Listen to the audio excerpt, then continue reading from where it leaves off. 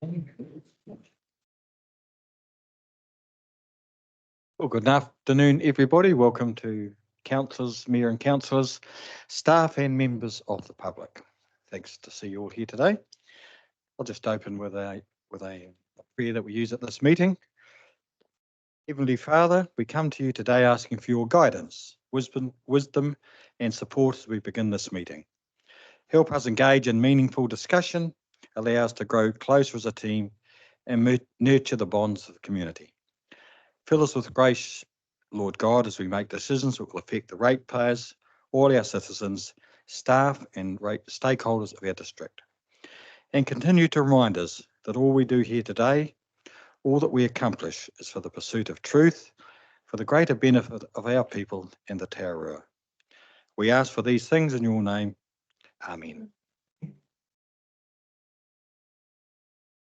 Councillors, any apologies this afternoon?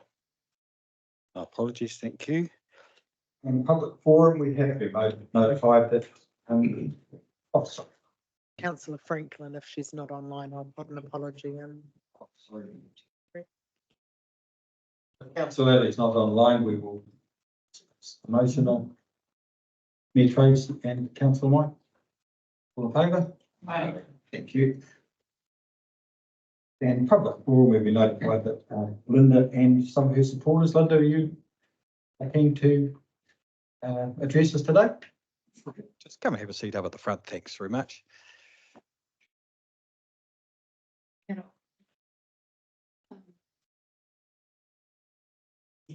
Where we go? Yep. It is your time, Linda, and your supporters, so all in your hands for 5 minutes. Do you mind if I stay standing? Not at all. Go. It just makes more sense to me. Yeah, absolutely fine. We're pretty relaxed in this meeting, Linda. So thank you for this opportunity to speak to you as a resident of Dannyburg. My name is Linda Manning. My husband Charlie and I retired here from Cambridge in 2019. And the number of people that said you moved from Cambridge to Dannyburg, we immediately felt welcomed into this little community. Are you everybody able to hear me? Thank you. We were very happy with the choice that we had made to come here. Charlie died in September 21 after a very short illness. I have felt very supported and very much at home here as I continue to make the adjustment to living alone, and I remain very thankful that we chose Dannyburg as our retirement home.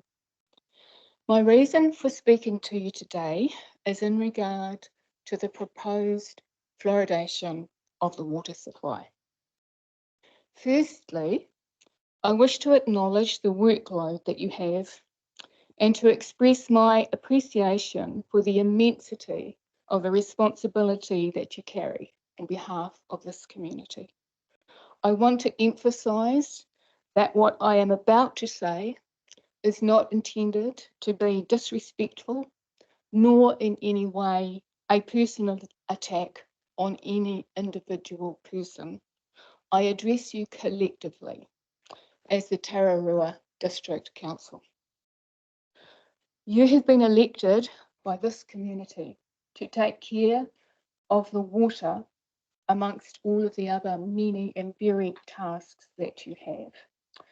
We elect the council to take care of all of these things so that we may carry on living our lives, trusting that you will do the very best that you are able to on our behalf in all of these matters.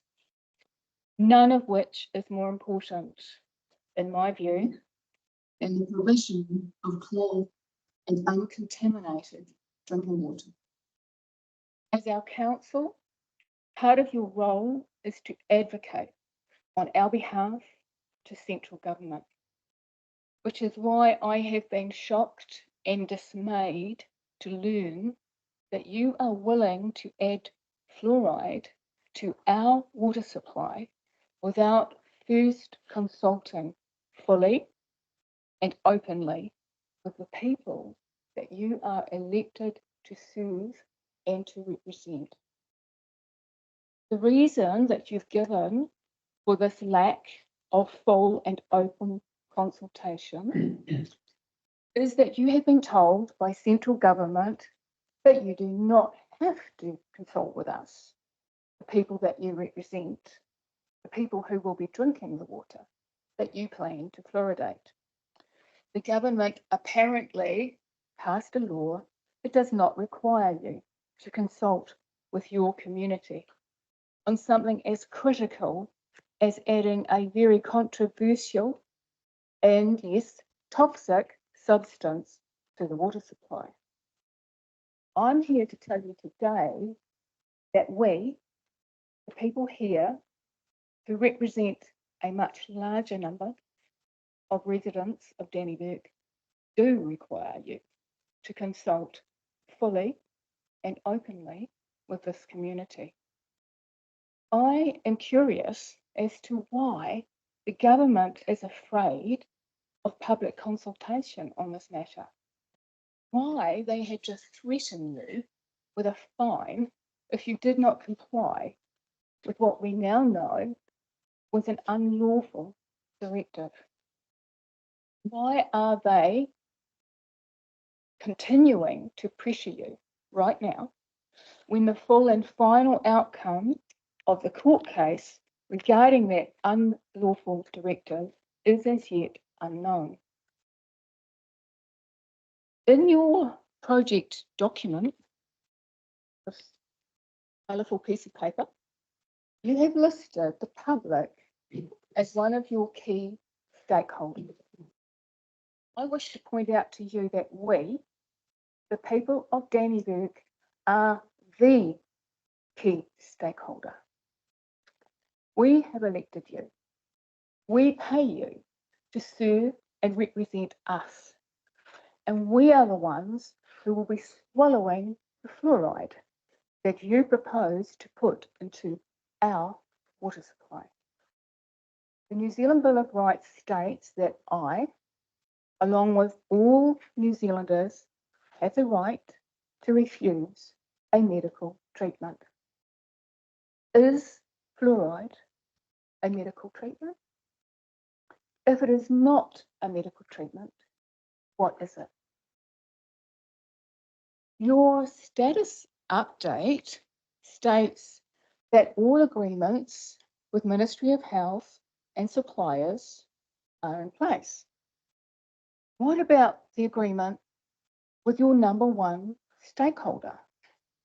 What have you done so far to reach an agreement with the people of Dannevirke? Your project document states that MOH is happy with the timing and have accepted the plant design and associated costs. I'm here to remind you, you do not work for the MOH. You work for us, the people of Dannevirke, and all the residents of Tararua. What if we are not happy with the timing? What if we are not happy with the plant design? What if we are not at all happy with the entire proposal?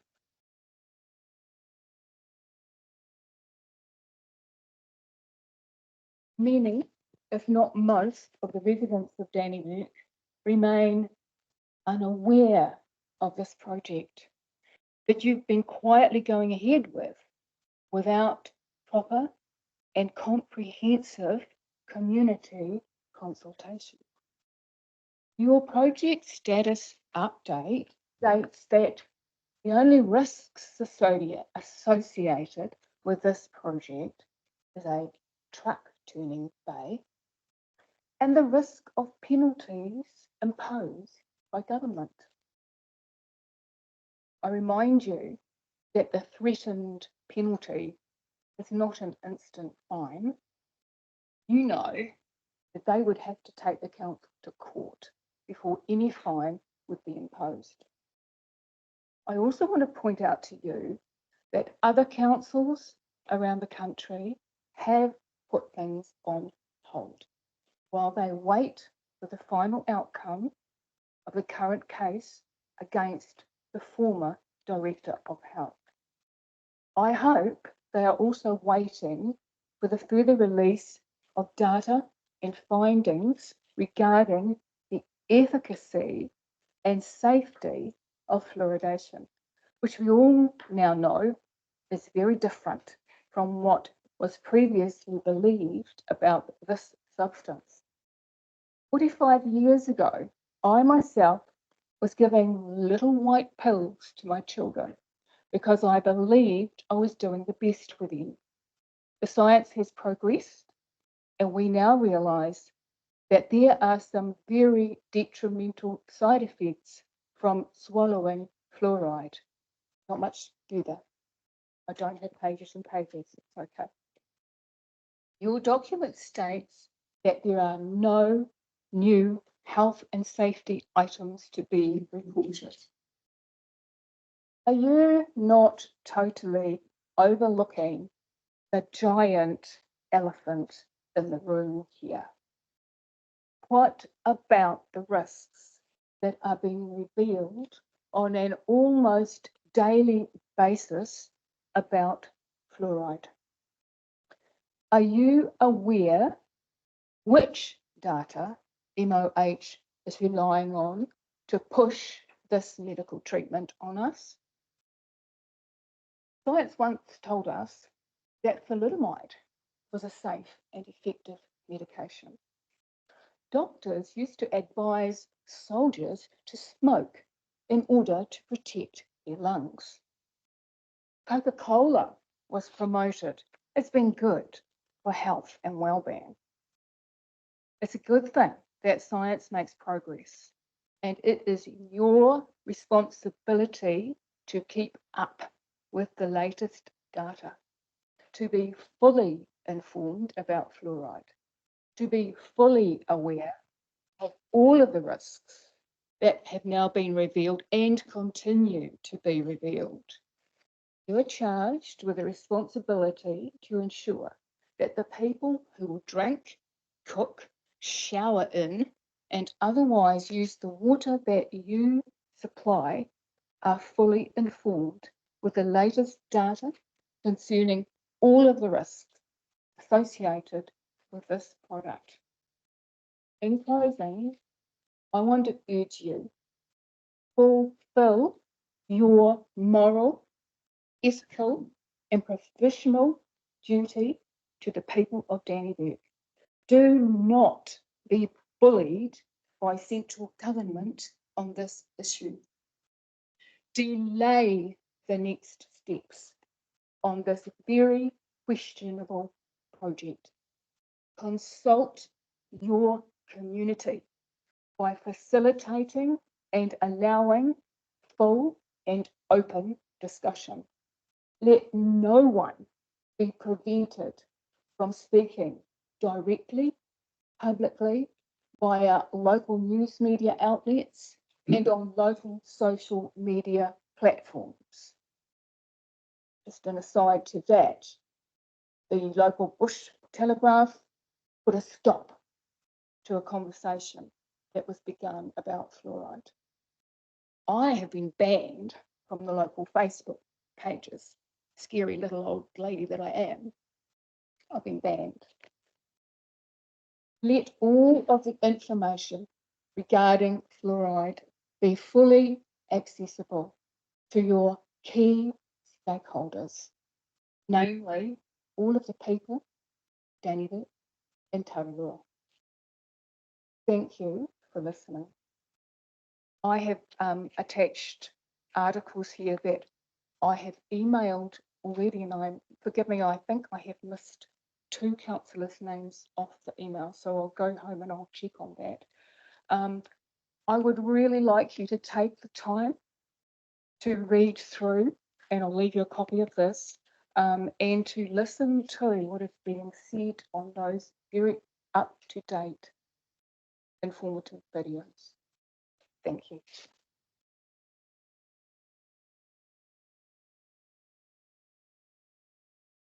Just have a seat if you like, Linda, just for a moment. So I'll just thanks very much for your very passionate and your strong beliefs in this issue.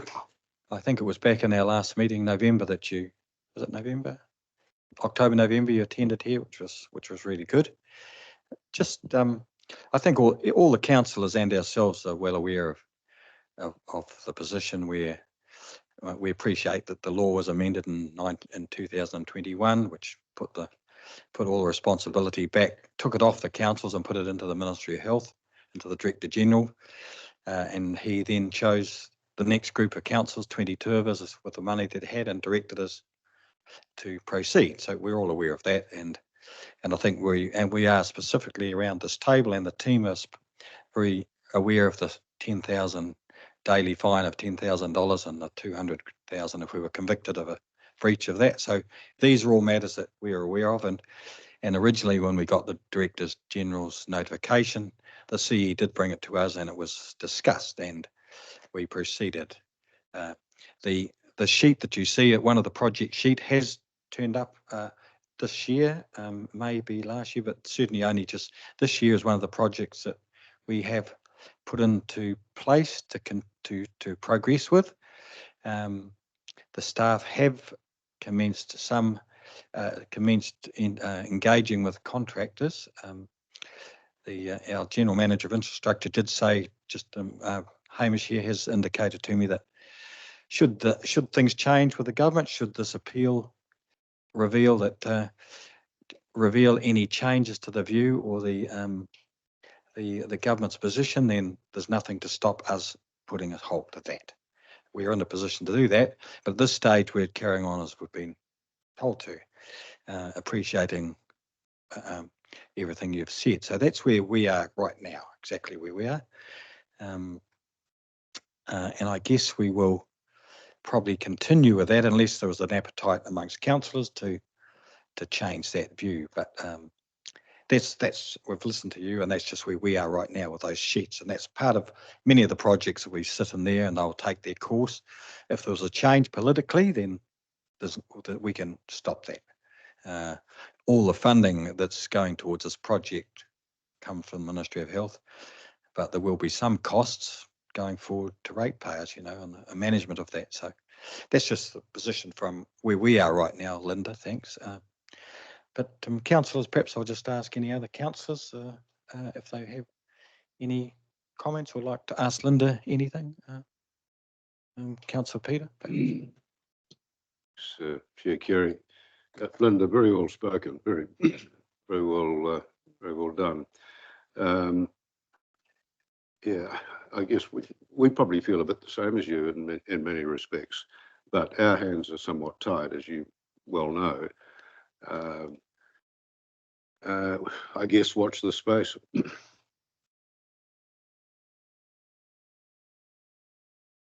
Councillor. Through you, Chair Kerry, thank you very much for your presentation today. Really appreciate it. I would like to put a motion forward to the council that we delay the. Can't do it. Thank you. Right. I believe I retract what I just said, since I can't do it. I believe that we have an obligation to the citizens of Dannevirke and respect their health, one, and two, other councils in New Zealand have put a delay in this procedure till it is finalised by, one, the government, and two, maybe some of them are going to respect their citizens and get them to make a decision. Thank you.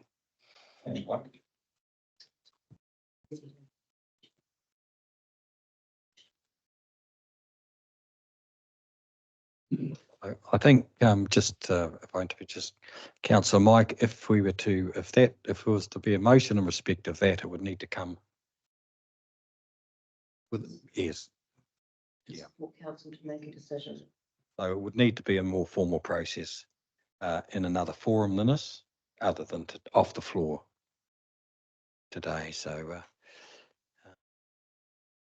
perhaps Mike, you could just have a chat to Mayor Tracy and Ellie, and Mike's view will be discussed, Linda, anyway, just so you know, anyway. May I just respond? Yeah. So my understanding from what you have said is that central government takes precedence over the people of Dannevirke. Is that correct?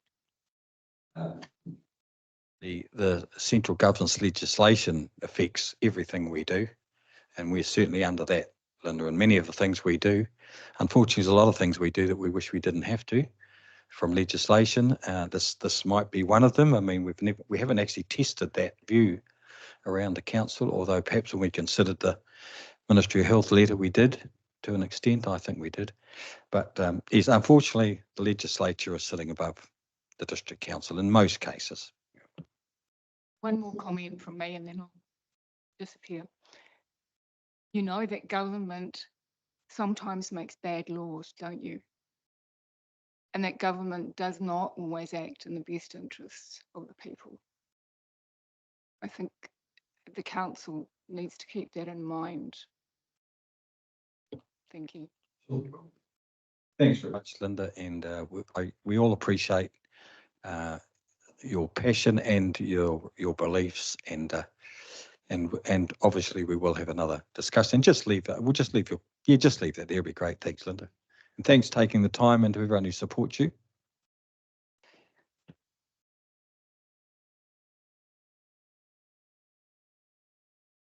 You're free to stay, Linda, and your supporters if you like, but we'll just get on with the agenda. But just go anytime you like. Be great.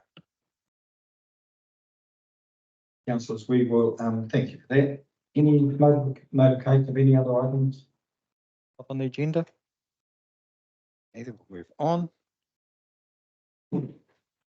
Any declarations of conflict of interest? Councillor Sharon. Yes, Chair Kerry, I would like to declare a conflict when it comes to the management report. The Akatio water scheme is reported on there, and just wish to report that I'm connected to that. Make note of that, Councillor Sharon. Could we have a mover and seconder for receipt of the minutes, the last meeting? Councillor Tracy, Councillor Mike. In favour to receive those? Seconded. Yeah. All in agreement, I should say. Thank you. I'll take the minutes as read unless there's any matters councillors want to bring up from those. Nothing that I don't think we're not going to talk about later in the report.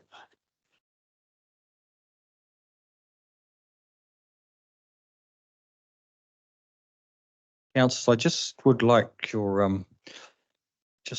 to change the order of the reports a little bit, if you can give me that and a little bit of license to do so. And the reason being, I would just like to deal with the matters where there are a number of staff here that are obviously under a bit of, I've got plenty of pressure on to do other things. So I would like to change things around. So we do 7.2 first, draft waste management. Cyclone Gabriel, general recovery, second. Cyclone Gabriel roading, thirdly. And then we'll pop back to infrastructure management and capital portfolio. So all councillors happy enough with that? Great. Thank you very much for that. So we'll go directly then to 7.2 draft waste management and minimisation. So I think Mark and Joe, thanks very much. I think thank you very much, Joe. Your hands, Mark and Joe. That's page 23, councillors.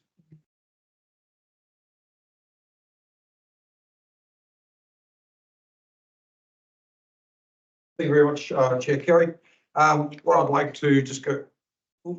Yeah. Remember one day.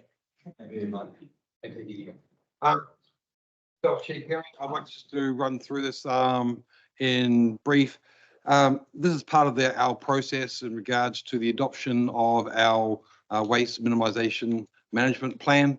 The process, obviously, we've just been through at our last meeting was receiving the waste assessment and the letter from the medical officer of health in support. The next part of the process is for us to receive the draft waste management plan and then to go out to consultation. From that point, once we've actually received some of the feedback from our customers and community, we will then obviously take any revisions on board and then come back to this forum to be able to adopt that. So this is, I guess, the third step in our process to get this done. And this is a 6-yearly process that we normally go through. Thanks, Mark. Does Joy, you have any comments to make as well?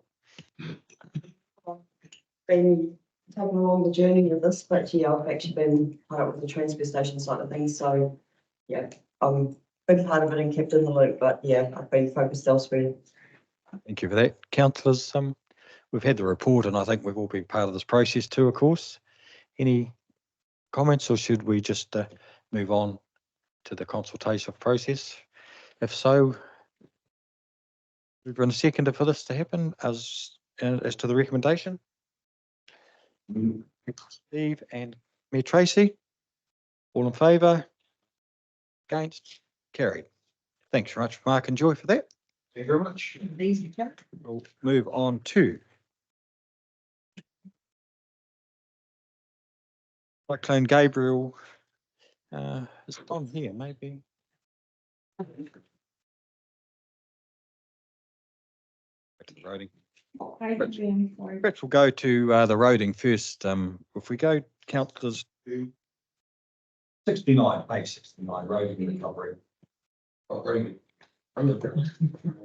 sorry, Dan, I'll be back. I'll be back to you. Thanks, Andrew and Mark. Roading recovery. Just sort of skewed a bit, Mark, so in your hands again, thanks. Thank you very much again, Chief Kerry. The works have been obviously slowed down a bit over the Christmas period.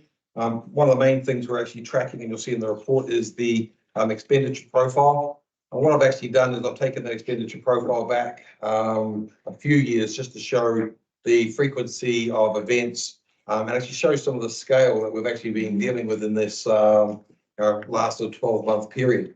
When you look back over the past 3 years, obviously we've got intermittent emergencies that have happened and events and have been dealt with. You'll also see the section which has the council contribution to these events, as well as what the Whakakotahi contributions have been. And obviously with this event being funded 100%, and when you see the scale of that graph, you can see why that had to take place for any council similar to ourselves to be able to afford those works. While with the other events, we are able to receive the enhanced FAR, which gives us an extra 20%. Finding that local share on the scale that we've been looking at is quite difficult. So we're currently tracking that expenditure to try and see how we can maximise that use through to the end of this financial year. And at this stage, the works are progressing well. And on any of the actual individual specifics of the individual jobs, I'll hand over to Andrew.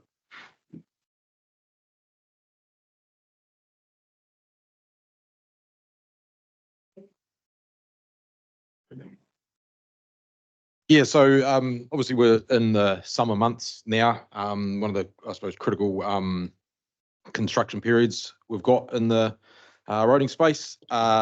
We are slightly behind, I suppose, in terms of where we'd like to be, but given the amount of design and engineering that is required for the works we're currently progressing, can understand why we are in this space. We've had feedback through the course of the conversation I've had with Waka Kotahi over the last few, I suppose, months. Richard, our funding advisor, is in quite a happy position about where we're at in terms of progress, in terms comparative to some of the other works that are going on around the East Coast. So yeah, take heed. While I would like to be further ahead where we were at, given that the sun's shining, we are making good progress in what we're trying to achieve. And if you go to the page with the summary tables of the faults, essentially over the next probably 2 weeks in the high complexity space, we've had 20 projects in the detailed design phase, and that basically a lot of that started sort of, I suppose, in July.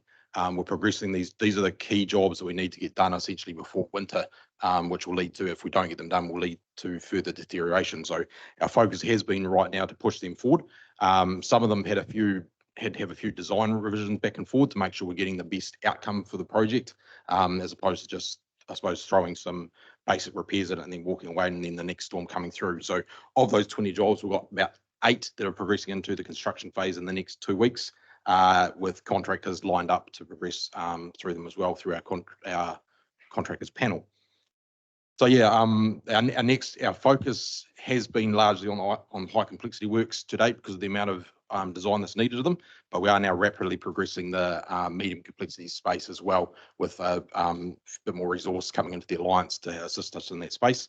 That will, while we've only identified 200 in the graph, we've only identified 254 in the identified stage. They're actually progressing very rapidly now. So we've got a geotech engineer that's come up from the Christchurch branch to help us, and she's been pushing through about, I think, 30 designs a week essentially in that space for the design. So yeah, we're making very good progress, and hence why with the medium complexity stuff, they're very quick wins as we go through. So yeah, pretty happy with where we're at right now.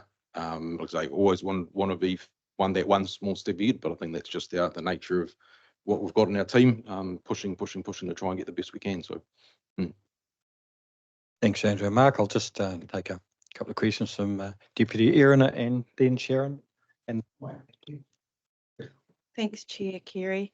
Thanks for the report, guys. I think you've probably answered a bit of my question, because we have got, so that 22.9 has to be spent by the end of this year.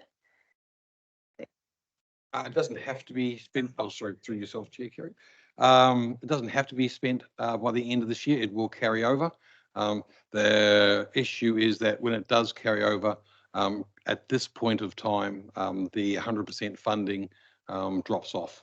So once we move to the new year, it will be around a 7% cost on a council share. And however, going through that, we're currently looking at ways in which we may be able to amend that going forward. Oh, sorry. Sorry. Sorry, so you're quite confident we'll try and get that spent by the end of the year, so it doesn't cost the ratepayer any extra? I'm 100% sure that we will try. Good, that's what I like. Thank you. Councillor Sharon. Thanks, Chair Kerry. Through you to probably Andrew. Appreciate all the work that goes into that high complexity stuff, and I'm thinking in particular, I mean, River Road has had some fantastic repairs made to it, and you've created a 3-lane highway in some areas. The question I have is that really tricky one around the Waka Wahine. Is that going to be one of those ones that remains on hold prior to winter? I guess I'm just curious to understand a bit more your statement that we'd like to try and get as much done as before winter, but we don't want to just do some repairs and then walk away. So do you leave it in the state that it's in, or are you planning to do something remedial just to get that part of the road through winter? that side in particular, that is one where we're rapidly advancing with the design. The solution we've got there has been it's called an eco reef product, which is basically essentially what was built on Rafferty Street, if you know the bridge repair that's been completed on that. Basically a bunch of concrete baskets, essentially not baskets but concrete surrounds, and they're stacked up together, and basically they've used them on the South Wairarapa coast to deal with the swells that they get down there, and they'll be a very good solution. And the beauty of that is it's a very, very quick install process. So we're working to try and establish the product to make sure we've got the volume of product, because it is quite a large repair. And we've been working with the manufacturer for that for quite a few months to make sure we're ready for it. The demand for his product is very, very high given what's happened with Gabriel. And so he's been trying to basically keep up the demand. So that project has been working towards that repair for quite a few months, but essentially it's just getting the supply in place given the scale of it. So It's good news. Thanks, Andrew. Just before I go into council, Mike, Dan, did you have a comment to make? Just take a seat there, Jesse.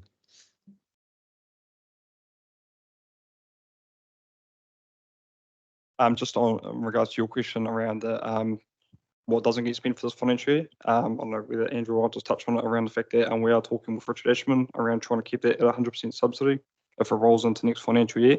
It's just all around the criteria that we can meet with Wakotae, and given that funding is for initial response, it's a case of whether we can continue that as initial response, but that's yet to be determined. Thanks, Rachel. Councillor Mike. Through you, Chair. My question was exactly the same. Just asking about the maintenance done on an improvement on River Road. Yeah. So you've given us a part of that. What's the rest of the road looking like? So there is another high complexity site that's coming online shortly as well. That's more advanced than the Wakawaihini one, given that it's a retreat. So we are essentially what we're working towards is basically as we progress to the high complexity, the contractors panel will select a suitable contractor to deliver the work. With the contractors panel has given us basically guidance estimates for costs. So we've done the initial stage of I suppose we call it double checking prices. Yeah, basically to make sure we're getting good value for the money that we're investing in the repairs. And essentially, once we've got a contract established there, we will then grow out from that operation to see what other things they can tick off at the same place, and that's more around the medium complexity site, because if a contractor's establishment, that to establish a contractor, that's a big cost, and to manage, if we can provide continuity of work, we can drive, I suppose, bring the cost of that work down as well. So we've got a number of sites across the district that are basically due for a commencement in the high complexity space, and then we'll grow out from there essentially for the medium complexity. Some of the high complexity can't be started like right now next week type thing because of the power poles being moved in bits and pieces. So we will look to get the contractor formed up in place and then move as they get the resource there to start work, and then move to the big sites as when we're ready. So there's a good plan. It's just time is ticking. So there's 8 sites that are due for issuing to the contractors for pricing. Of those, 3 are due for commencement in 2 weeks. Like I say, within the next month there'll be a rapid increase in high complexity works across the district. So. Thanks very much, Andrew. I just to Mark and perhaps to Dan too. I got a letter sent to my personal email, or my work one actually. That's a full page, really, really complimentary about the roading recovery. The work's been done, so I will send it to you. I could have done it if it had been to the work one, but very, very.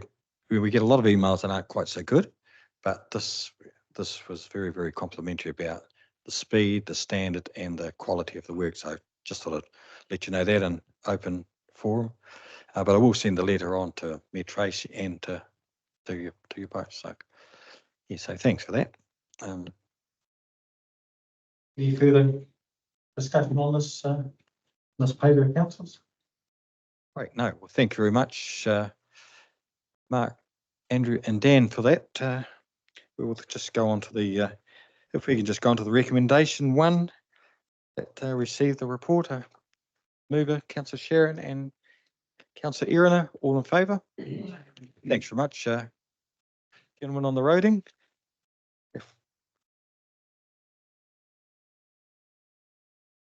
Oh, we've just might have to duck back, councillors.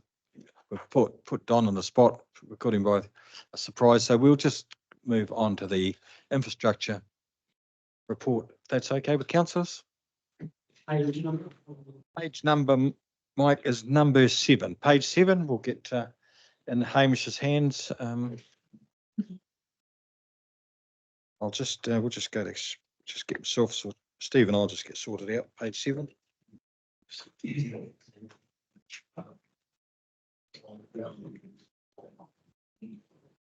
Right, councillors, we'll get on to the infrastructure management report. We will just, I think we'll just, the reports will receive, the report's been read and received.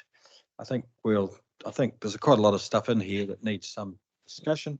We'll let Hamish perhaps go through and touch the main things that are important to him, and then we'll just go back to the start and flick through them. Councillors, all right, mate?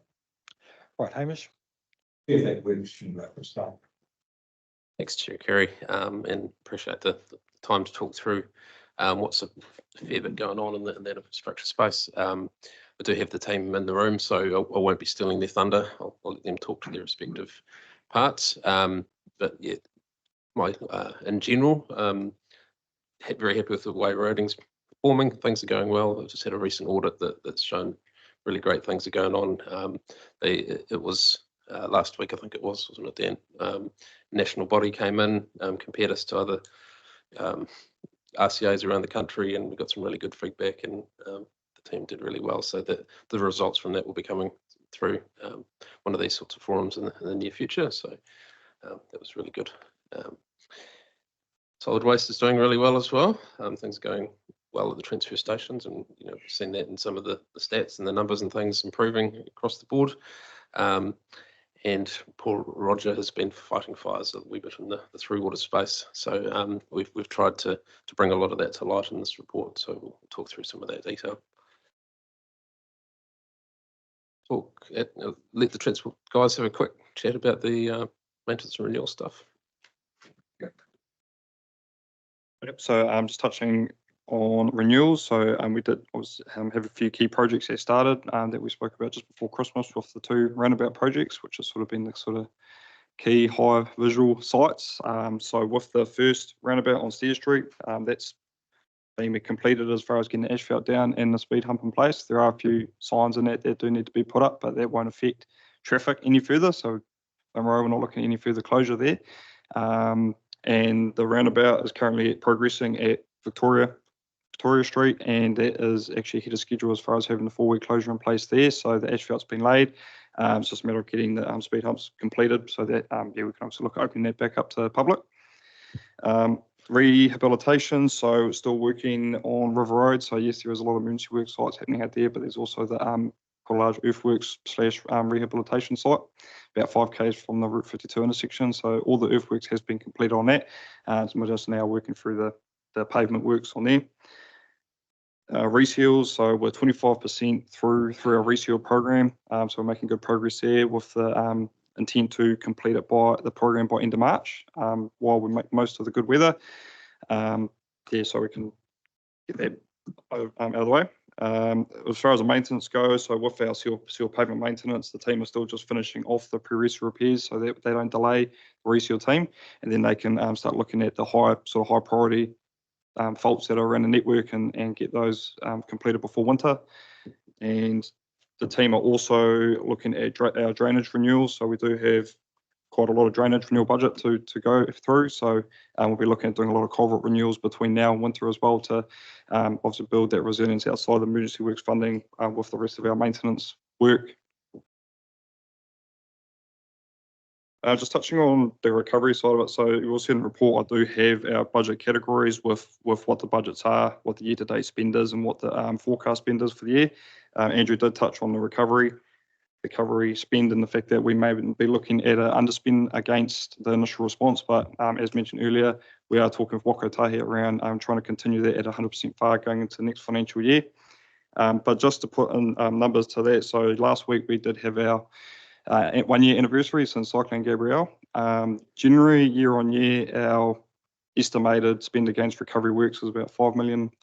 So between Cyclone Gabrielle and the 1-year anniversary, we've estimated about $24 million worth of work.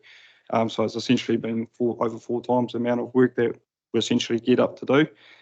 We have adapted through between now, since I can Gabrielle now, to try and obviously make sure that we can try and utilise that budget as much as we can, because I know that you all want that as well. So and that's what's best for the ratepayer. So we'll do our best. Yeah, that's all I've got. So any questions?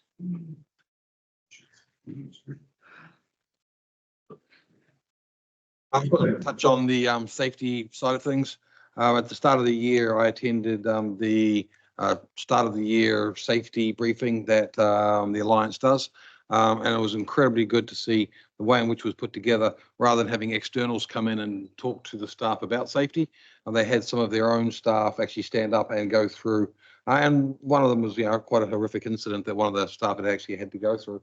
And that really brings it home that it's not just other people. These things actually happen to us. So it's really good to see that safety is being highlighted. However, obviously within our own crews, there are still issues that are happening. As in the report, we have had another fatality, which obviously is something that we are saddened by. Also within the region, we had it mentioned a few days ago that the DSI count regionally currently at this point is the worst that we've actually had in the following 6 years. And there's still time to go. So in that respect, it's not just us, it's across our region. And maintaining that safety aspect is one of the major priorities for ourselves and obviously for everybody who uses the road.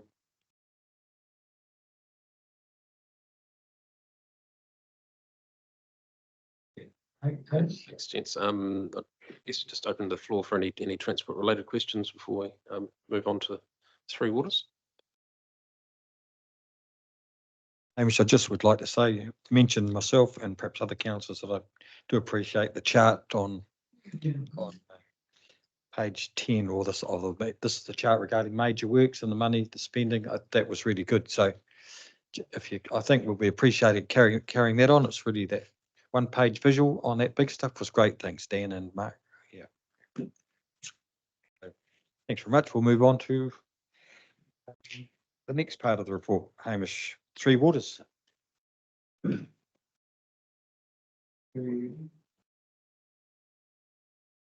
Roger and Barbara Stevenson, our compliance manager, up to talk through the key points of the report and obviously answer any questions. Welcome, Roger and Barbara. Thanks for being here today. Mr. Chair, just to remind the councillors, just in case.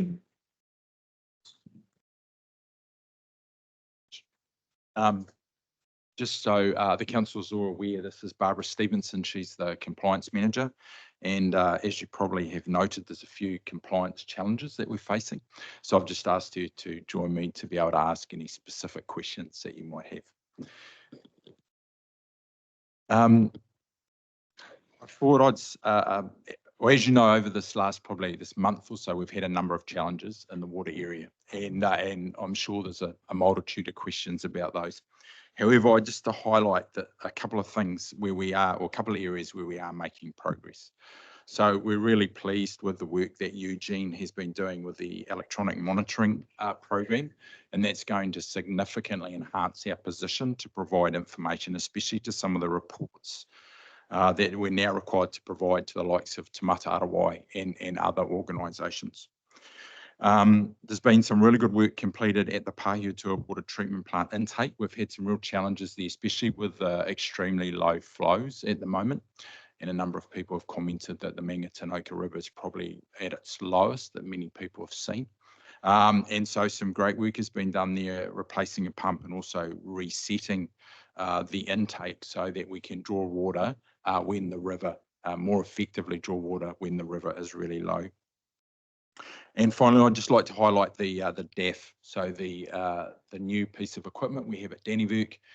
You would have seen, or you would have received an invitation for the opening of that piece of equipment, but that's gone particularly well, and I think you'll be impressed with what has been installed, the quality of the water that has been produced. And we are experiencing a challenge with the volume of sludge that plant is producing, but that's part of the commissioning process.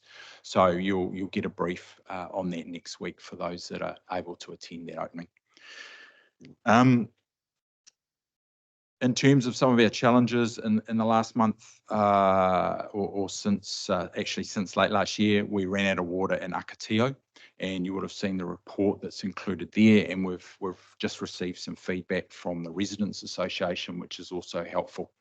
And I think a really good step, or they've proposed that we meet, and I think that's a really good step moving forward. We've been working closely with them, so we can sit down and just go through exactly where we're at. But there's still a review that's needed of the whole system. I don't think it's not a hugely expensive review, but we continue to experience some challenges at Akatio. We ran out of water also at Pongaroa. And that was largely due to a valve as part of the wider rural society facility out there, all the pipe work that they are responsible for. So we've been working quite closely with them. We've replaced that valve, and we're doing some additional work in relation to that. Now I've asked Peter to join us, and he isn't here. So I suggest if you've got any questions about that, if we could come back to Pongaroa, because Peter's got a much better understanding of the situation out there. Most recently, the Woodville Reservoir, where we found a possum, and the boiled water notice that was issued last Friday. Now, I just want to highlight, we found that possum because we were doing a seismic inspection. So that was a proactive activity that was occurring. In terms of, and so from my perspective, it was great that we found that and we were able to address it quickly and effectively. We were visited by Te Mata Arawai yesterday. Barbara hosted 3 members of Te Mata Arawai, and I'm expecting some direction to Te Mata Arawai from council as to what remediation needs to occur in relation to that particular reservoir. And Norsewood, the Norsewood water treatment plant. So we had a meeting with the Norsewood residents on Tuesday night. The mayor was there, Councillor Steve was there, Ron Wallace was there from the community board. I thought that meeting went well. They do have some significant challenges with the quality of the water that is being produced in Norsewood. There's clearly frustration. And we're just investigating what options we might have to support the community between now and when that new plant is installed and commissioned, which we expect to be by the middle of the year. So by the end of June, that plant should be installed and commissioned. They did highlight a really good point around the quality of the pipes. So the plant itself, the new plant's not going to do anything about the pipes. And those pipes, or some of them, are galvanized and obviously of significant age. So that's something that we need to look at. And we've committed to go back to that community in 3 months and give them an update just prior to starting that work. So the intent is that we will at least be able to give them some feedback around those pipes. And we're looking at flushing those pipes prior to installing that new plant. So at least we have a better understanding of the condition and perhaps some of the challenges we'll experience once the new plant is operational. So that's four of the 7 water treatment plants. Moving on to the wastewater treatment plants. So the treatment plant of greatest concern is Eketahuna, and the abatement notices and the infringement notices were received as a consequence of the wetland development. So that's included in this report. And I think if you've got any questions, we'll take those shortly. But I just wanted to highlight that that's probably our most significant challenge. However, Pongaroa, we've also got an infringement notice for Pongaroa for the fact that we didn't install something that we said that we would install. And so that's also of concern for us and needs to be addressed. And we're working closely with Horizons in terms of how we're going to move forward because we don't have the resources to be addressing multiple plants at the same time. And so we're going to need to get an order in terms of how we work or how we progress. Iwi have made it very clear that their priority is the Eketahuna wetlands, and so Horizons have agreed with that, and so that's where we'll focus our initial efforts. Will be in Ekatahi. And finally, the Woodville wastewater treatment plant is not functioning as it should be. So essentially, the sludge that is produced by the cleaning process is being recycled back into the ponds. And with the high temperatures, the level of algae is increasing.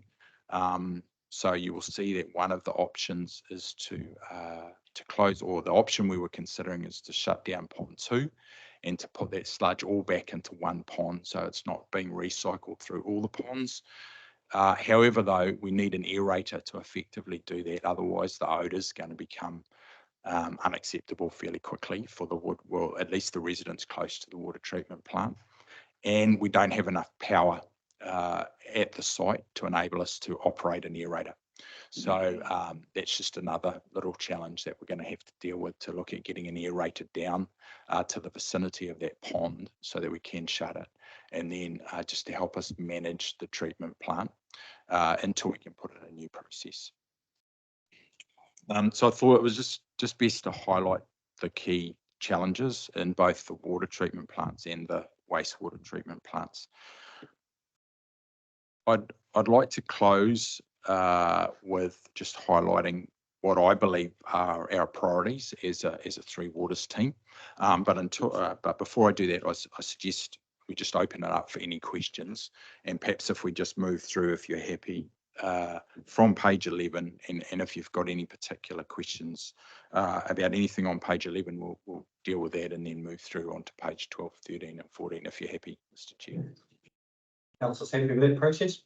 Right, so we'll good. I'll do this. Roger suggested we'll do page 11.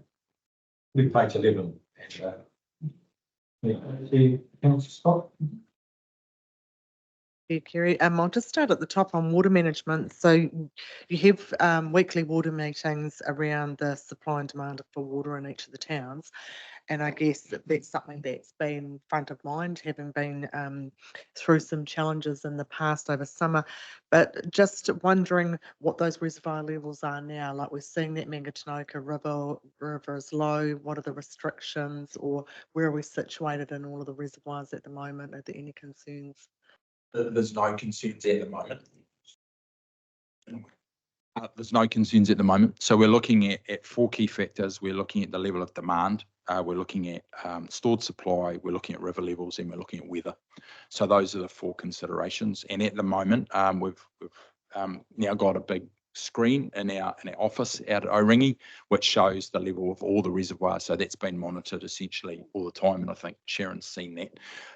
And we're comfortable with where we are with the stored water level. I think given the increased period since we've had any decent rain and the river levels, we're going to have to look really closely at what restrictions are imposed this Thursday. So our next meeting is tomorrow. Councillor Scott. Thanks, Mr. Chair. Just thought I'd ask, probably best ask it straight away because it's not in the report. You were talking about the Woodville water situation. So thanks for giving us an update on that. I know that sort of happened after the report was published.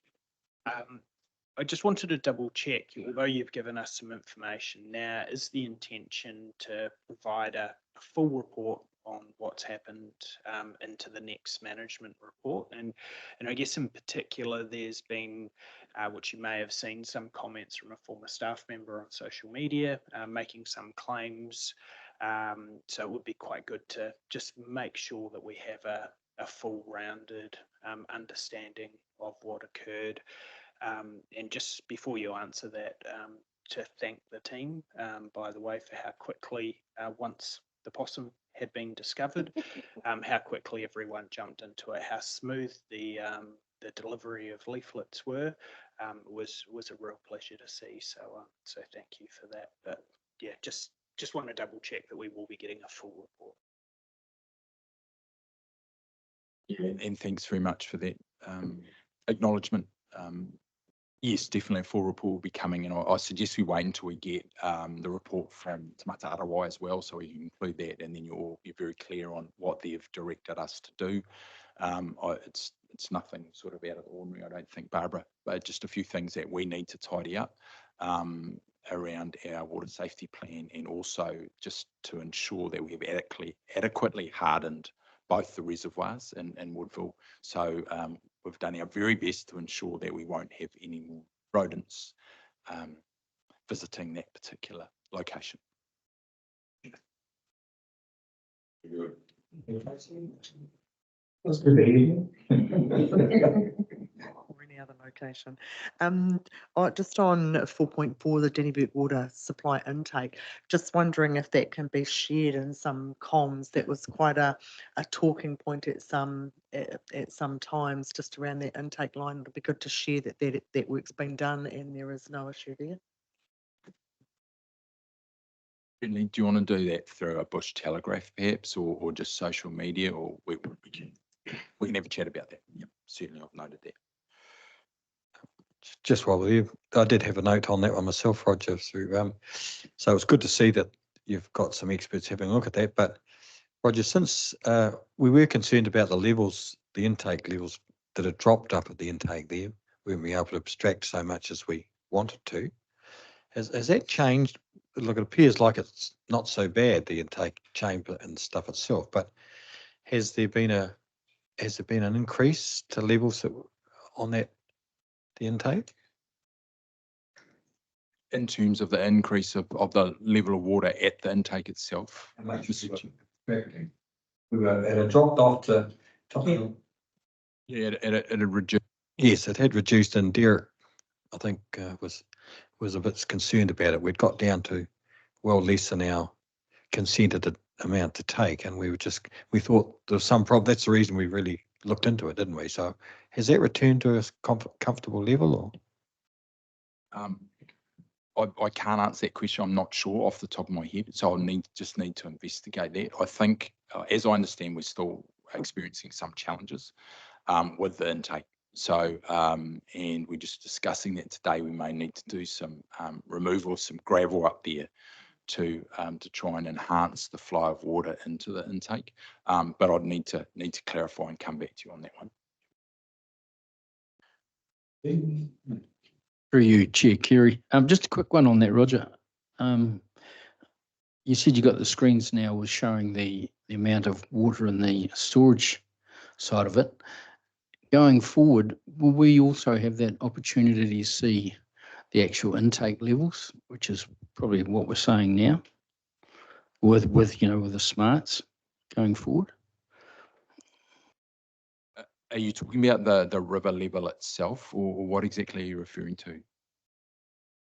All it would just be an output from the intake of the flow meter that's coming in.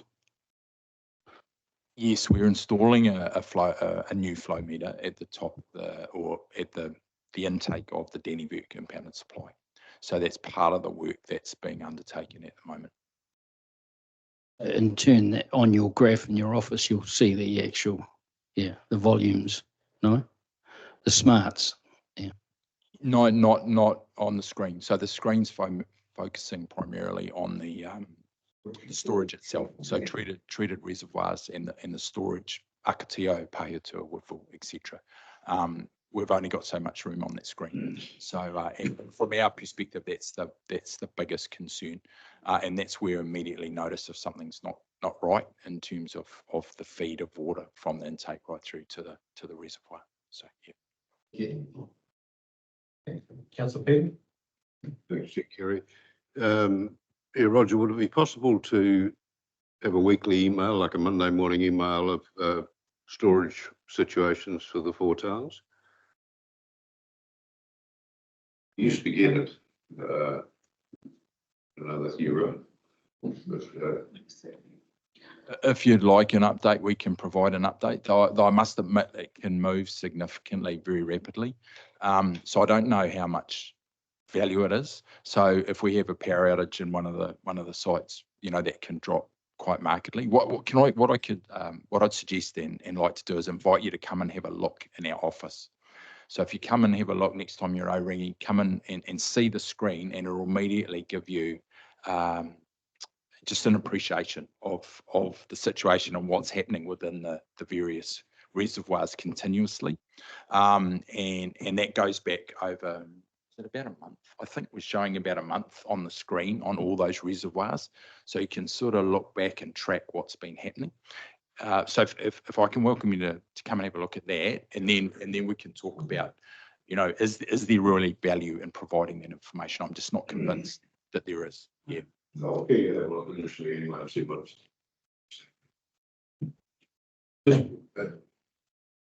addendum to that, are we abstracting from the Mangapapa currently?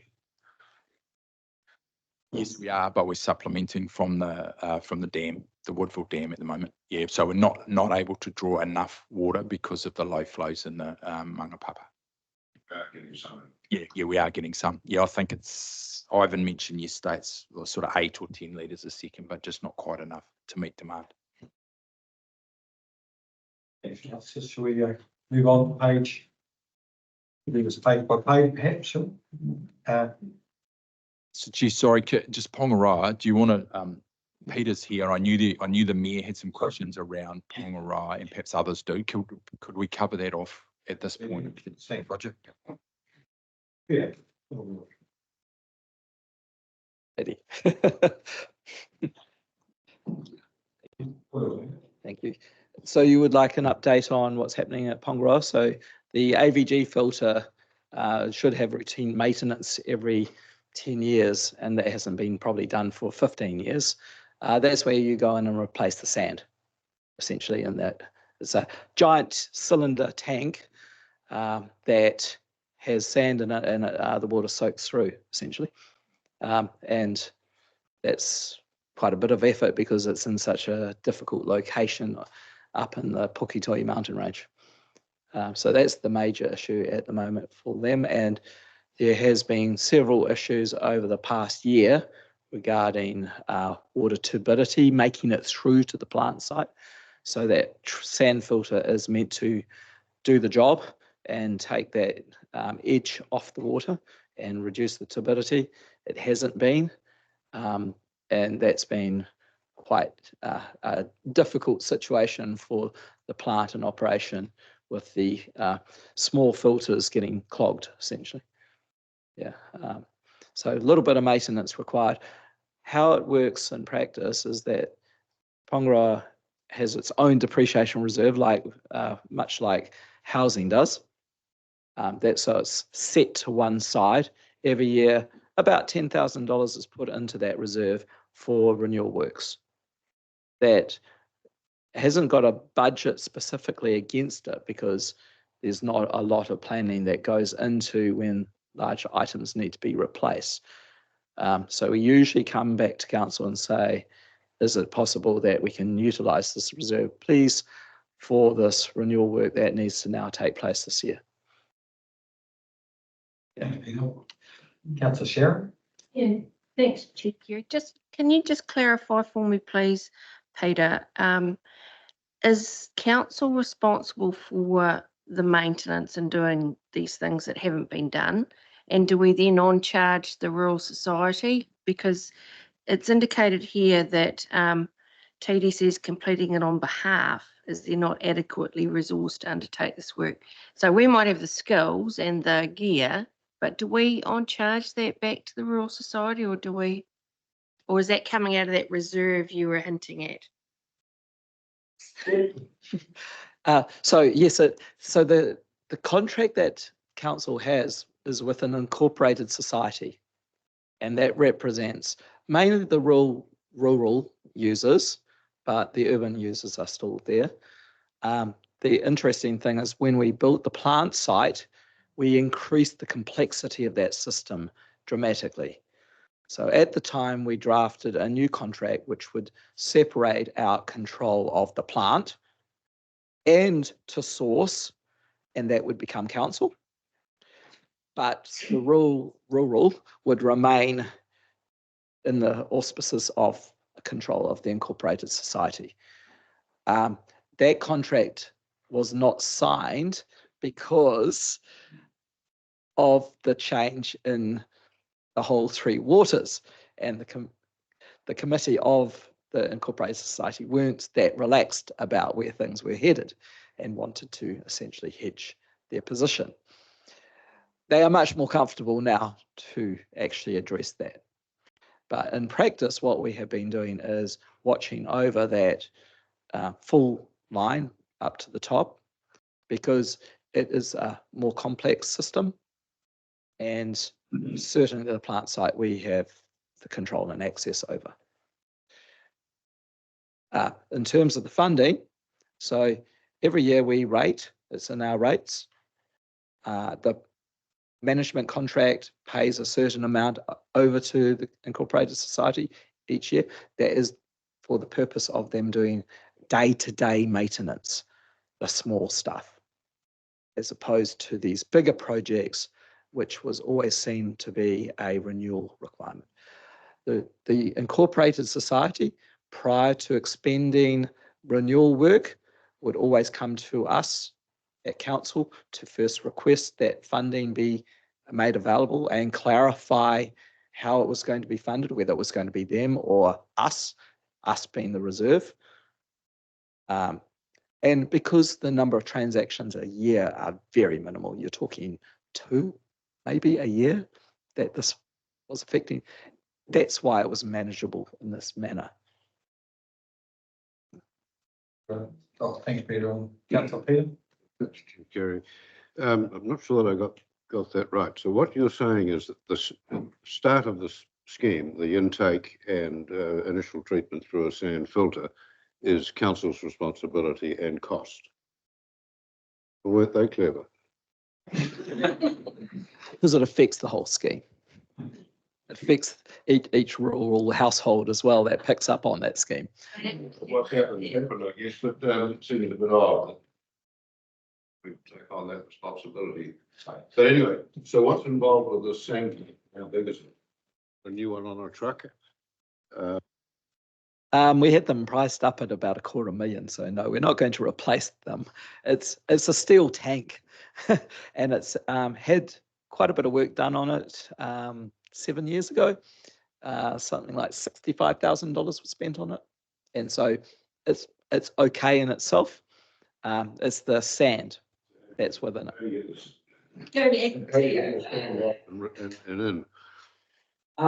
There's trouble on the side of it. Send trouble.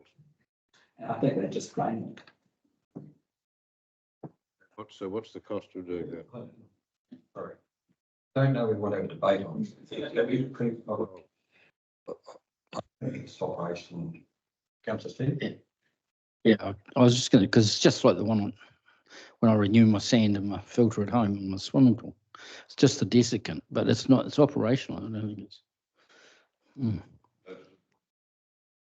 Thanks very much, Peter. Any further questions on water? Right. Next page. Next page, councillors. Councillor Scott. Thanks very much, Mr. Chair. Just 2 quick questions on Eketahuna wastewater. So first one, we've obviously received an infringement, or received a couple of infringements. So do we know how much the infringement was? At this stage, we're still waiting for Horizons to send through the actual notices. So, but they can generally range $300 to $1,000 for an infringement, as I understand it. Thank you very much for that. So 300 to 1,000. Just want to get a rough idea of how much that might be. The other thing in relation to that, I just wanted to pick up on was the comment that the Eketahuna wastewater, the wetlands area was deemed to be a priority with Horizons and with iwi, and wondering if there's been any sort of, or how that might impact our desire as a council to re-look at the Eketahuna wastewater system. So I know that we are looking at perhaps having some workshops around that, perhaps having some other options coming. But if we're using that as a priority, will that have any impact on that plan? Yeah, good question. So I suppose just to clarify, so the remediation of the wetlands is a priority. So that's where we really, because that's where the abatement and infringement notices, that's what they apply to. So we need to get that sorted out. We're about to go out on gets to get some submissions, requests for information from suppliers around how we might address the situation, the processing of the effluent at Eketahuna. However, in addition to that, we actually have 6 wastewater treatment plants that we need to replace, or we need to address, 6 sites that we need to address. So in the short term, the proposal is to sit down with iwi and Horizons and develop essentially a strategic plan and agreement as to how we might progress those plants. And also an order, because we now have an abatement notice for Pongaroa, and from our perspective, Pongaroa isn't the highest priority, and what we said we would do in the consent is no longer a relevant process. So potentially we're going to have to ask for a new consent for Pongaroa. So we really want to sit down and get the buy-in from Horizons and iwi specifically from how we're going to dispose of the waste. Because you may recall with the Eketahuna RMA process through the Environment Court, there was some difference of opinion. Was it disposed to land, or was it disposed through a wetland? And so we need to get agreement from iwi in particular as to the process that we're going to apply across the whole district. So I suppose the approach we're taking is more of a holistic approach at this point in relation to the wastewater treatment plants, bearing in mind that all that work was also done by WSP. There was a master plan developed, so we've already got some, I suppose, some fundamental concepts that have been agreed, worked out and agreed on, and it's now the practical application of those concepts at each site. So Dannyburg essentially is almost completed with the DAF, the commissioning of the DAF.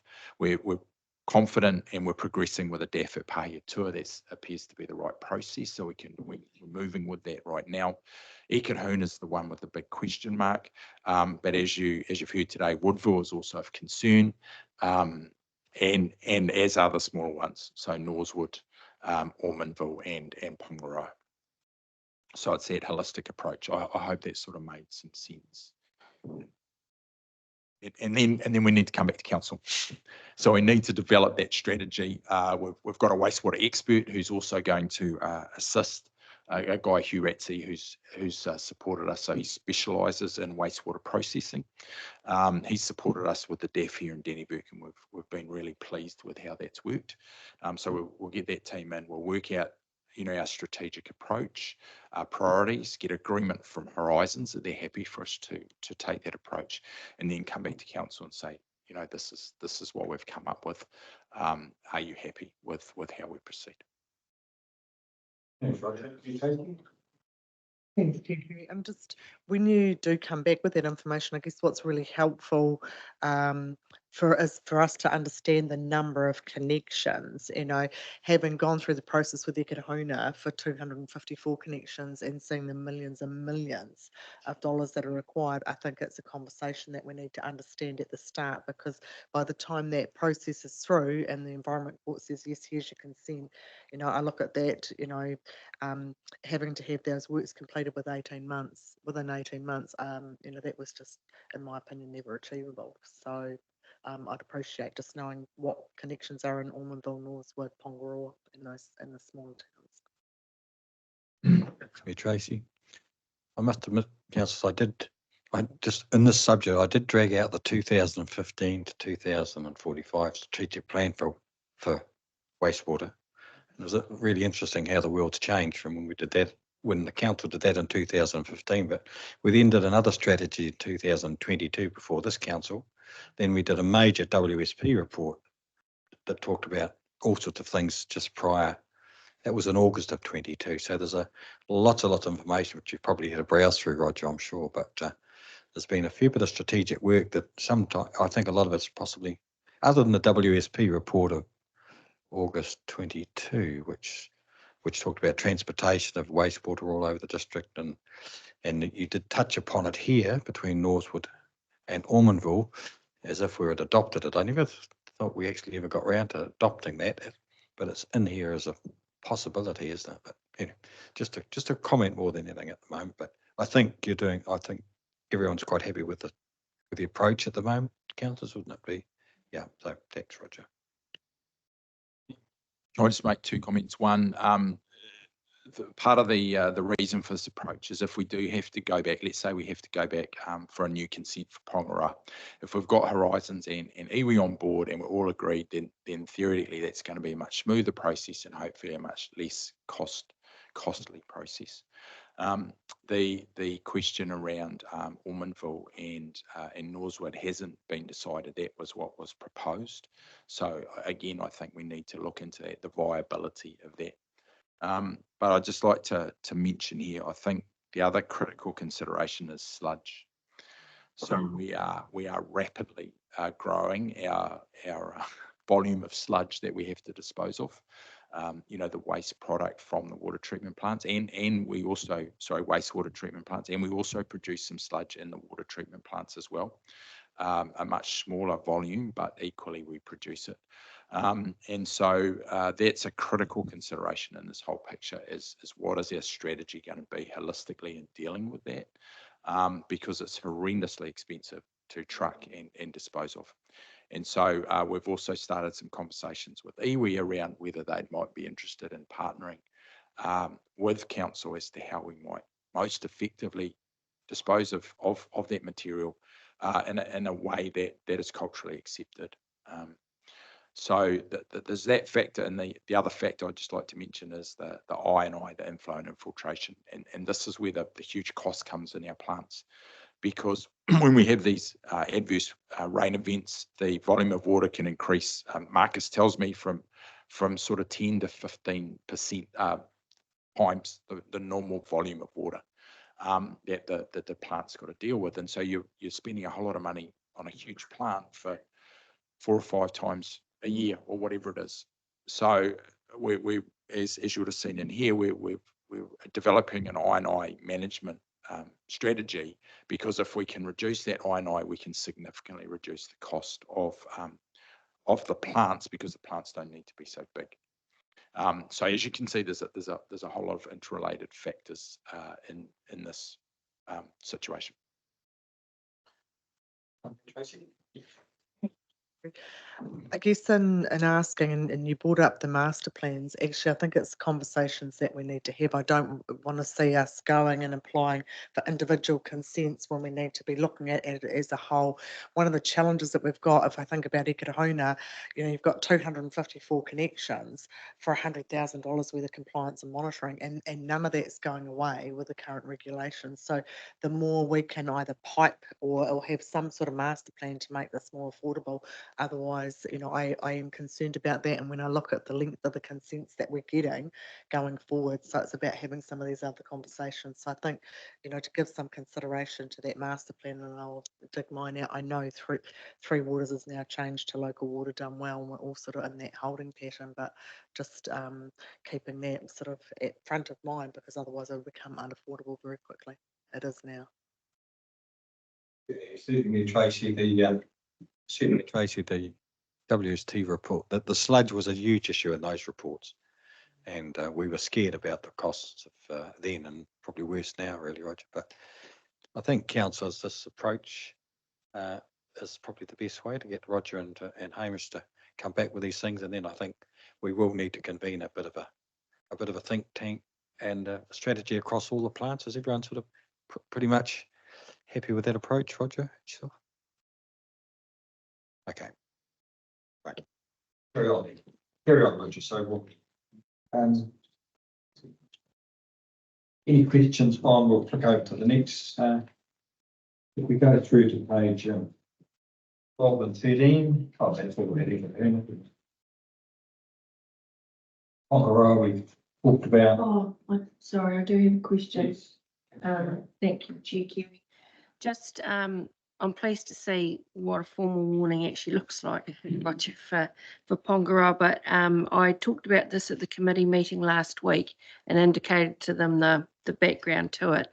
Their question was, is shortly TDC will meet with iwi, Horizons and a wastewater specialist. Is there an opportunity to have a member of the community other than iwi involved in that discussion? There was some concern expressed that it was impacting on them as a community, but because they don't have an iwi rep on their committee, they were wondering, was there and we all know who we're talking about, don't we? So I just thought it might, given the close-knit community there, it possibly wouldn't be a bad thing for council to widen the involvement. I propose, just seeking your advice here, that the initial meeting is looking strategically across all 6 plants. And I don't think there's any point in having individual representatives at those meetings. But as soon as we start dealing with individual plants and the details with individual plants, I think it's a great idea to have community representation.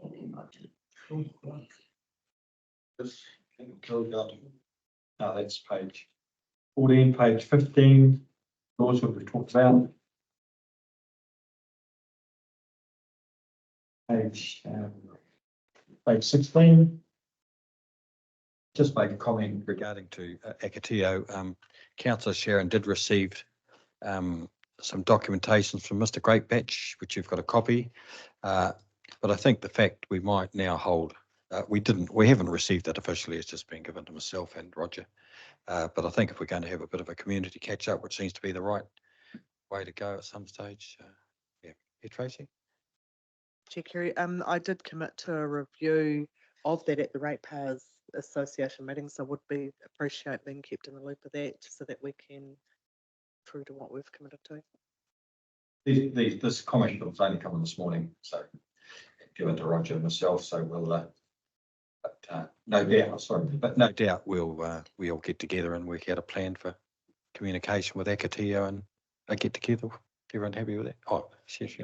Sure, you mean Tracy, that's exactly the point that I know that Peter's made in this comment to the so it's all good. Thanks. Oh, sorry, Roger. If I can just make the comment, I don't think it's too complicated out at Akatio, to be honest. What we've identified is we need to get someone out there that actually understands hydraulics, and just work from the treatment plant down the hill, past all the different tanks that we have to the bottom. Where we've identified we need to get some flow meters and that sort of thing. So we just need to get the right people with the right expertise out there, and I think we can solve it pretty quickly.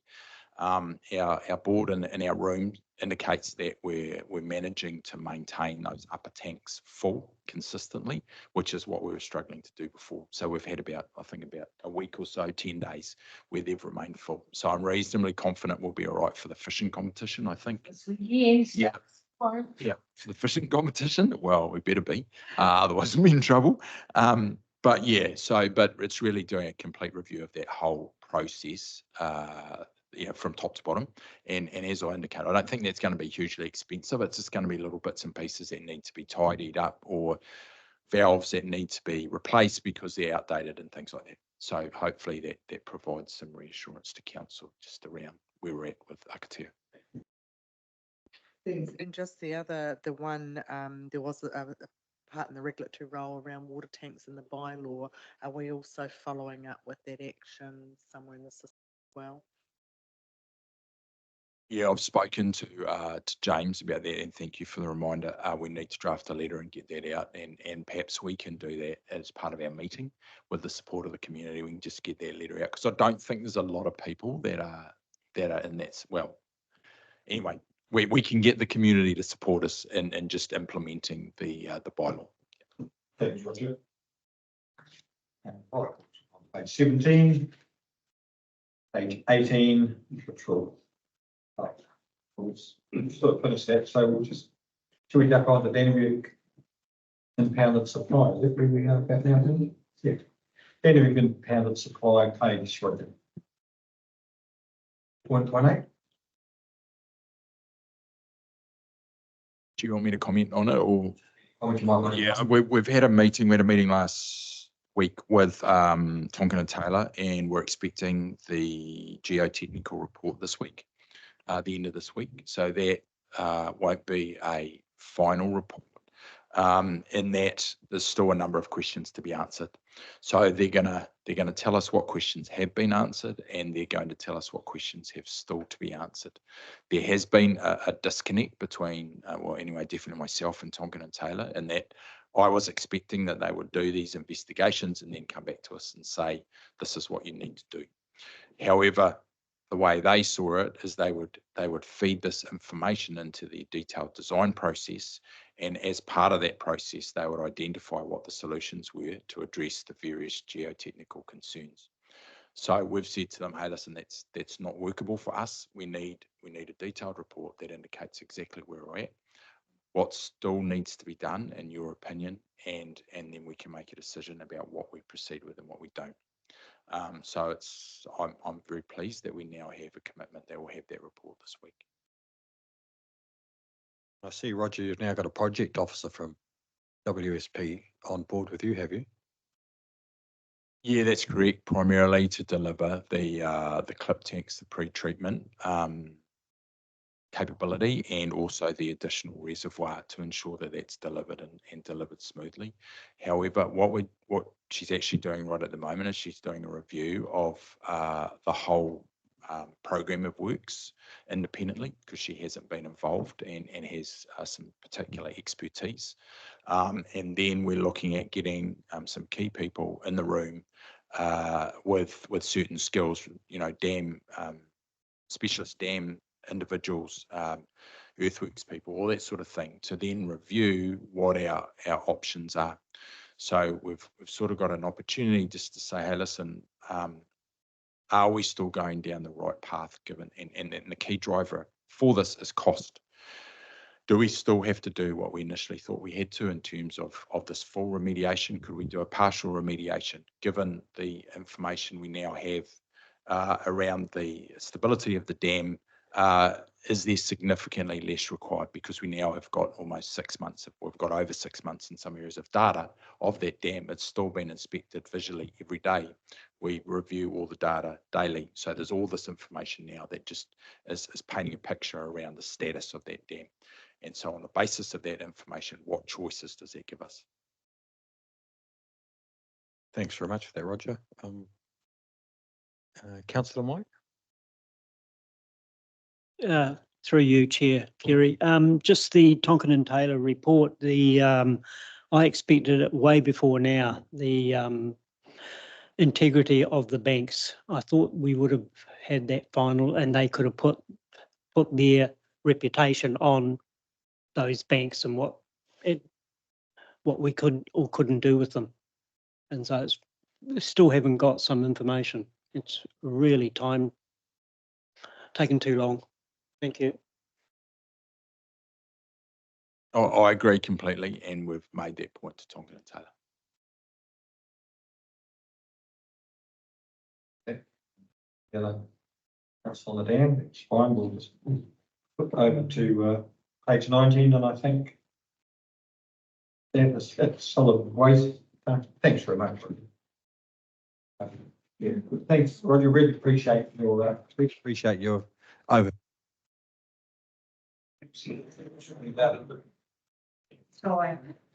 We do know your team's working so hard for this, and it's appreciated around this table. Thanks. Andrew. So, page number 5, solid waste. Do we've questions on solid waste, councillors?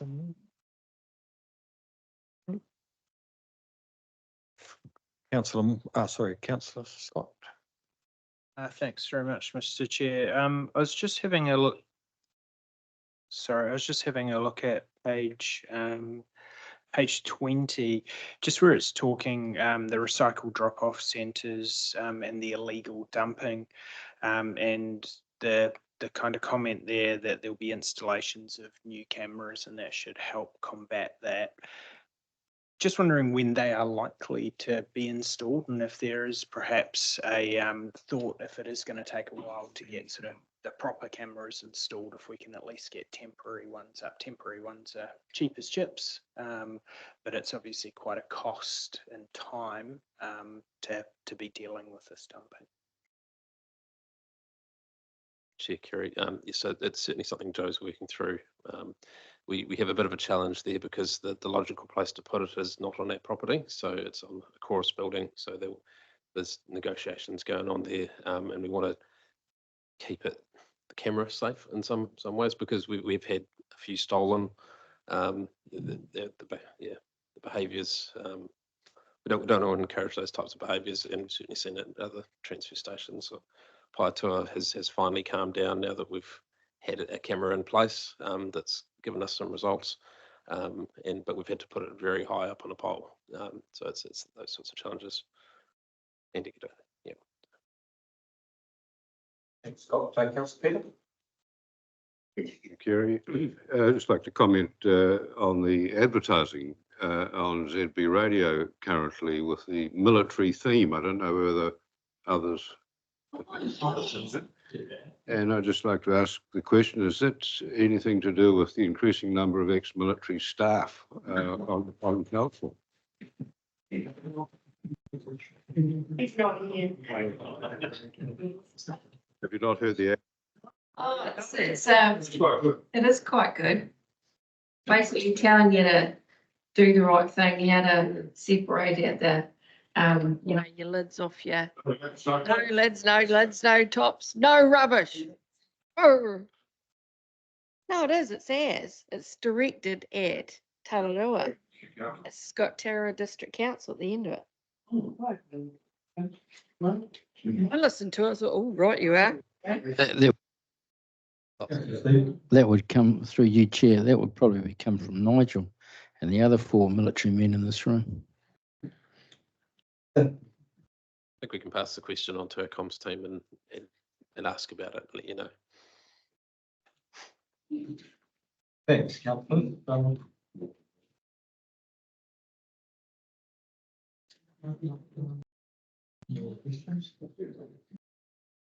Well, thanks very much for that. That was reasonably a bit quicker than I thought. I could hardly lift that one. It was a bit heavy one. The councillors, councillors will. Mr. Cameron, Don Cameron's not available, so we'll go on to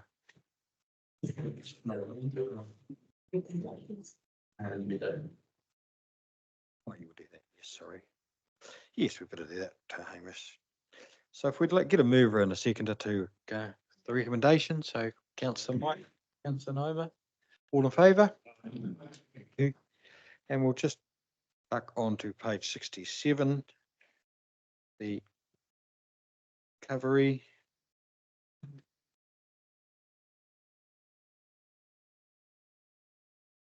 I'll pass that on to Hamish. Thank you, Councillor. Chair Kerry, in Don's absence, I'm happy to present the report as read. I think the thing of note was that the fuel use stoke happened out in Pongaroa. I saw a photo of the mayor on Facebook, so obviously went okay. And we can pass any questions on to Don if there are any specifics. Happy to take comments. Councillor Sharon. I do have a question related to this. In his last sentence on the events, he said the event is bring your own with food available along with activities for both kids and adults. Kind of disappointing to get there and find out they were giving beer away. And I would like to ask Don the question, who made the decision to change it from a BYO to a we're giving booze away? Because it had implications for one of the agencies that had contributed money, which I'll probably have to deal with tomorrow. I'd like to understand who made the change. Thank you. We'll pass the question on and ask for a response. Thank you.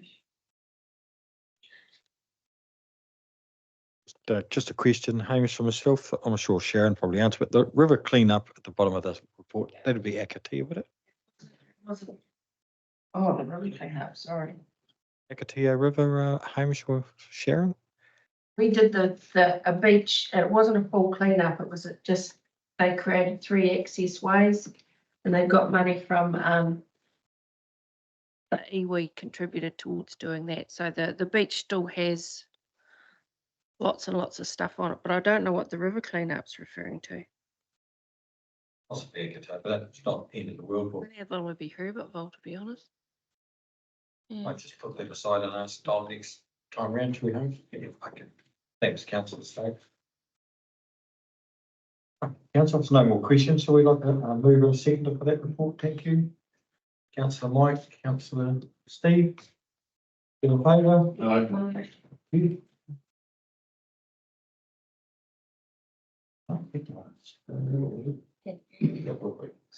Other than that, Mike's waiting. Right, that's the report. Michael, capital projects.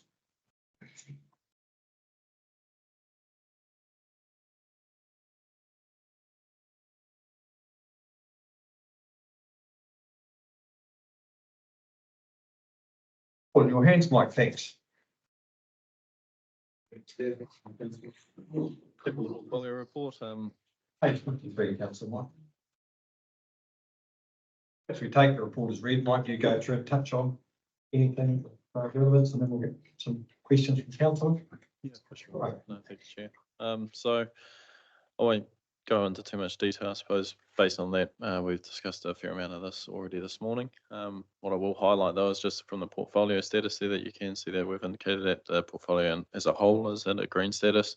The scheduled budgets and resourcing there are relevant to the larger sums of projects, and that being, the larger budgeted items in the project. So they being the impound and supply Route 52, wastewater treatment plants, those projects here have affected that weighting there. But if you do look at item 5.1 with the red, amber, green status as a whole, you can see that we have actually turned a lot of those into, well, turn them around, should I say.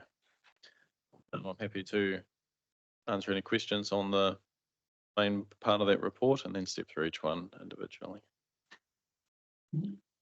Won't go through the papers one by one, council, but I'll just leave it up to councillors to pop questions out if you're happy with it. Councillor Peter.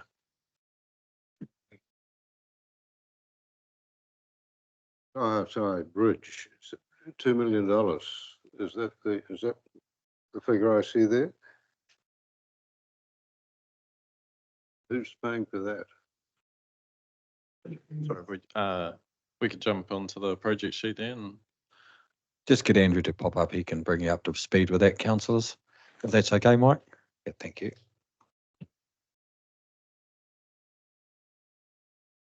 So thanks, Chair Kerry. So the Rekai type bridge, we are still in the early development of concept stages for design.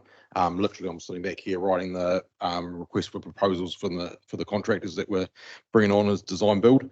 In terms of the actual sheet, the numbers there, they were just indicative in terms of the number of boxes I had to fill in when I was putting together. So we have we have indicative costs during the early engagement we had with the contractors of $700,000 for a style of bridge.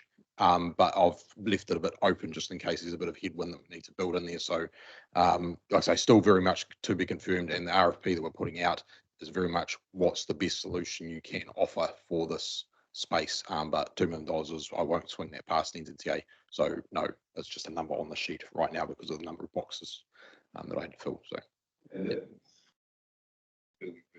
That's the far rate applies on this, does it?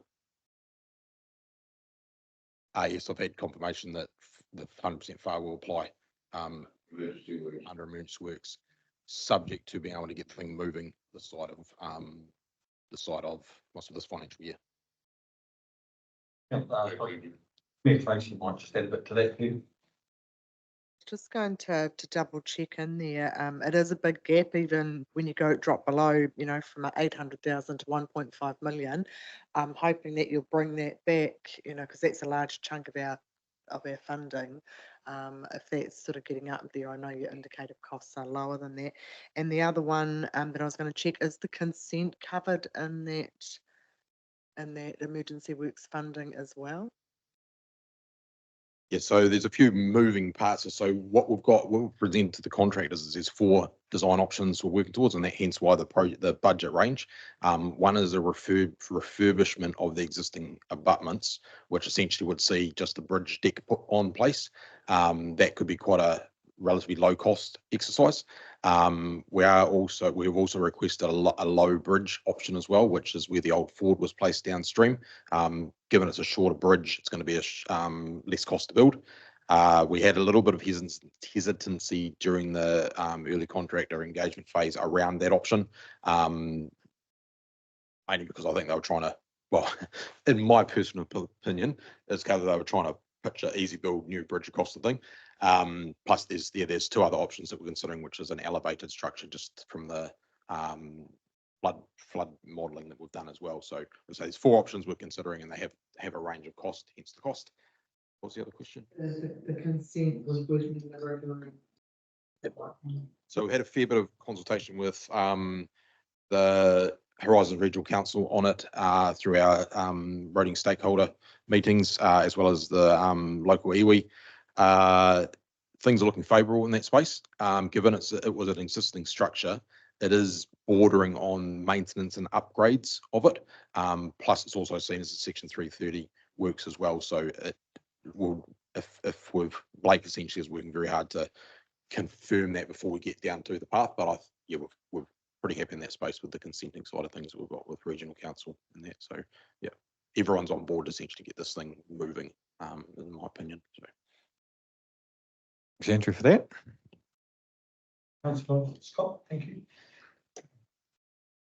I guess while Andrew's up there, I wanted to just have a chat about the Lindale Walkway. We talked about it a little bit earlier at last committee, but probably worth talking about it again while we've got this project sheet up.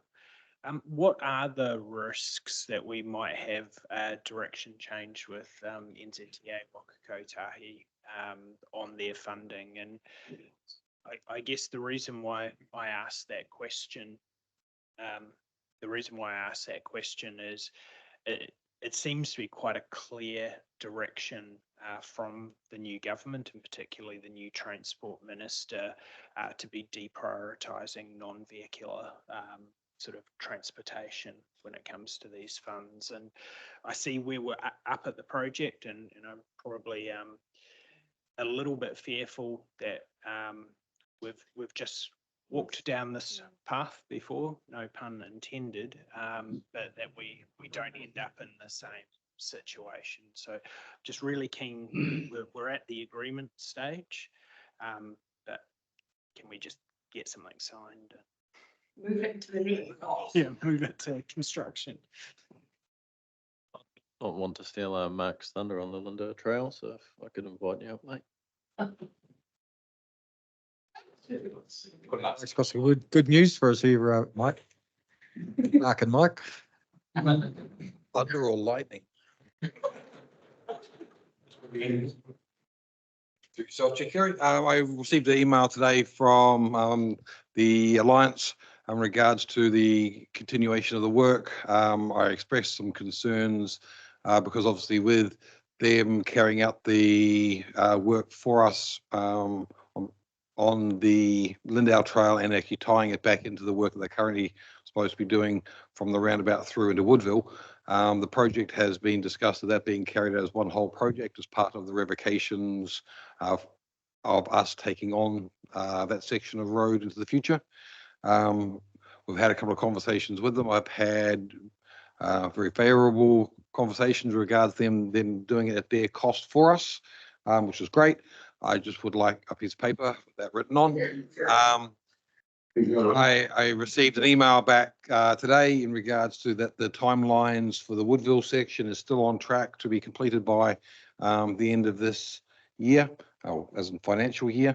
And they still believe that they can carry out the works on the Lindale as well. It's with the WSP at the moment, just checking off their final designs. And from there, they'll be costing it as part of the Alliance, and then we'll have some conversations around that. Once we get those designs back, I'll bring them to this committee, and we will obviously have a look at it from there. Thanks very much. Mayor Tracy. Thanks, Chair Kerry. Just two questions. The 50/50 recreational path fund application, firstly, has that been made? That is $1 million fund. There is already one application that I'm aware of that has been submitted and accepted. Whereabouts is our application in that process? And the other one is just around comms. You know, there's no comms plan discussed at this stage, but this is a high public interest project, and I guess for me, a little bit like Councillor Gilmore, you know, if there's nothing publicly there and there's no signed contract, you know, just those nerves around that. But this is one of the biggest projects we had to deliver forward, Bill. In regards to the comms, at our last meeting, which was several months ago, hence why I am continually chasing this up at the moment. Their comms team is tying directly into our comms team. And just as a side note, they were incredibly complimentary of our team. I believe one of the comms team who worked for the Alliance was an ex-reporter here, and it has said that in their time, the comms is no near as good as it is currently coming out of us at this point of time. But it has been discussed, and their comms team will be tying directly into us, so any updates that will coming directly through. In regards to the application, I'm not sure on that. I can't come in, but I can find out. Thank you, Mark. Yes, any further discussions on the capital report, councillors? Right, that's good. Thanks very much for your time there, Mike. We'll just get a mover and a seconder for recommendation 1.1. I'm moving, and Councillor Steve seconding. All in favour? Thanks, carried. Thank you, Mike. Right, councillor, we're just about at the end of this report, so end of the meeting. Just before I close it, Councillor Steve, anything to add? Brian, see you, Brian, anything to add to the meeting? Mayor Tracy, you've had enough? That's funny. I was just going to just a couple of comments before we close. Comms was something I had at the back of my mind, and Mayor Tracy and I had talked about it. So I think as we go forward, comms on these major strategic issues in here will be quite important. I think we've really got to take the public along, good, bad, and ugly. So I think the comms will be pretty important for us to get on board and help our team too, really. The other thing I was been thinking of doing, and I might talk to Hamish and Mayor Tracy, is just alter this report a little bit to recognise the major projects, a bit like the transportation things, and have the major projects